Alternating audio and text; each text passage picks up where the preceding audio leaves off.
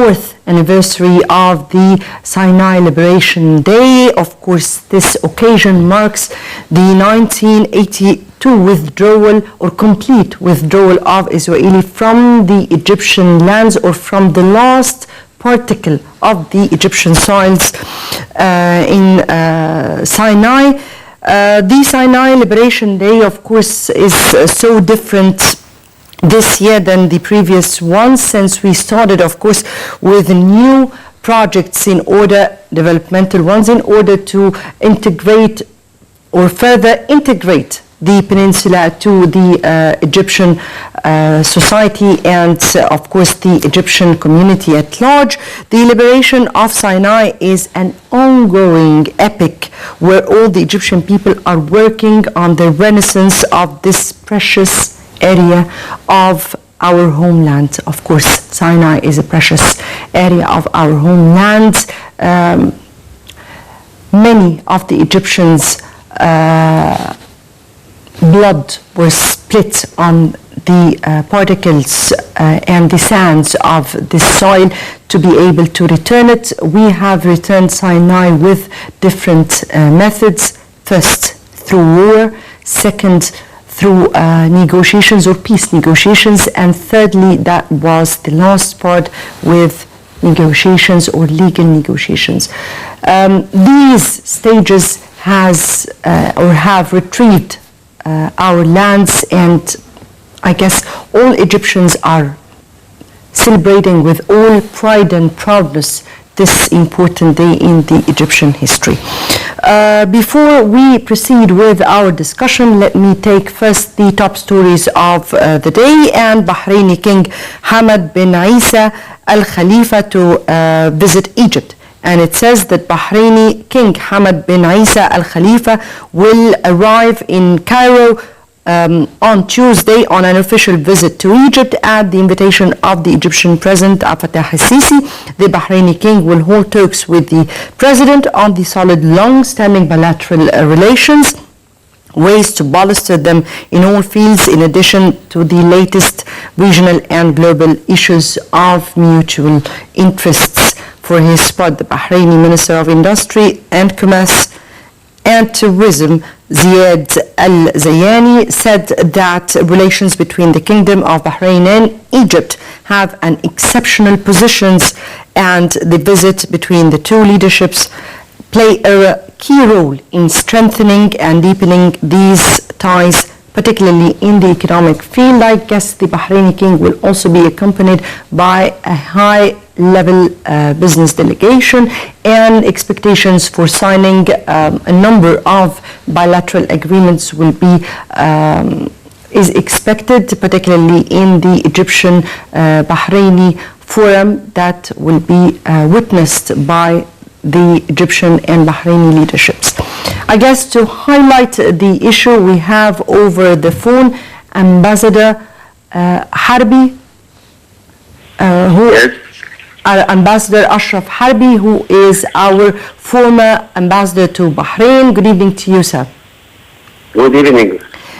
How do you read the upcoming visit by the Bahraini king to Egypt, the timing, and particularly that we have been seeing in the past 2 weeks a number of visits by Gulf states, started by, of course, King Salman to the United Arab Emirates Crown Prince, and now Bahraini king?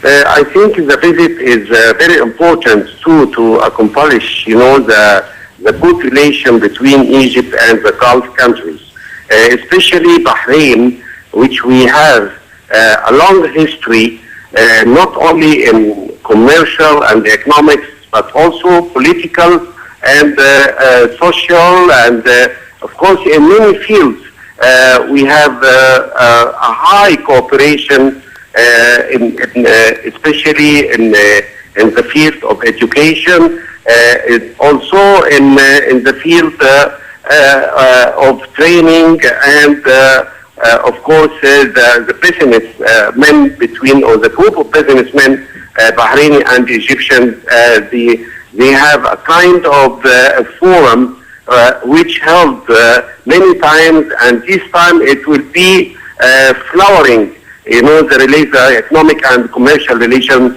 between the two countries.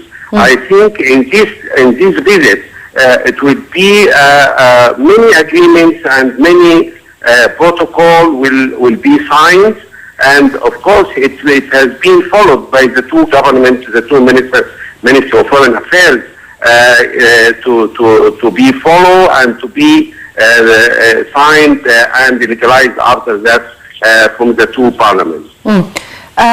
Sir, of course we know that King Hamad's visit is very important, but we have seen the reports made by, of course, the Bahraini ambassador to Egypt and by the Bahraini ministers, different ministers on different level, and all of them confirmed that this visit will be seen as a quantum leap in relations between Egypt and Bahrain. Your comment to that? I think this why because I told you it is very important, because we are going to sign about 15 agreements between the two countries. It will cover many fields of cooperation between the two countries, from education to industry, investment, even transportation, bilateral investment, and new companies will be established between the two countries too. In many fields, especially the field Egypt needs now to increase, the income, and of course also, to open the markets to the Gulf area. All these agreements will cover, as I told you, many fields. In the second, I think, in the other hand, it would be more close, between the people of Bahrain and the people of Egypt. If we talk about, training and education and scholarship, even in the Ministry of Foreign Affairs, it would be a kind of cooperation between the diplomatic institute here and diplomatic institute in Bahrain to exchange the diplomats in training fields, which they are the junior diplomats in both countries.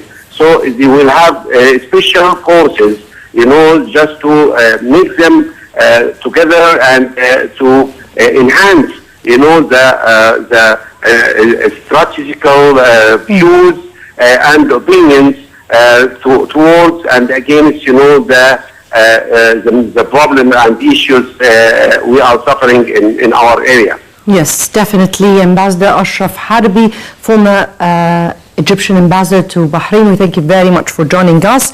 Before we proceed with our, of course, important segments, let me first welcome our distinguished guests, Major General Hussein Abdelrazik, strategic expert. Thank you very much, sir, for being with us. Nice as usual.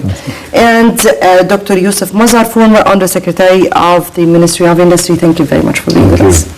And before proceeding on with our discussion, let's first have a quick look. President Sisi gave an adverse speech to, of course, the important occasion in the Egyptian lives, commemorating the 34th anniversary of this important occasion. Let's watch this, the President's speech, and we'll come back for discussion.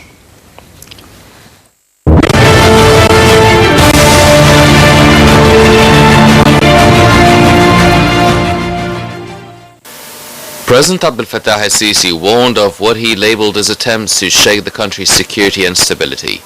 Marking Sinai Liberation Day, Sisi said that he sincerely assures everyone that the armed forces and all patriotic Egyptian institutions are aware of and appreciate the importance of protecting Egypt's land.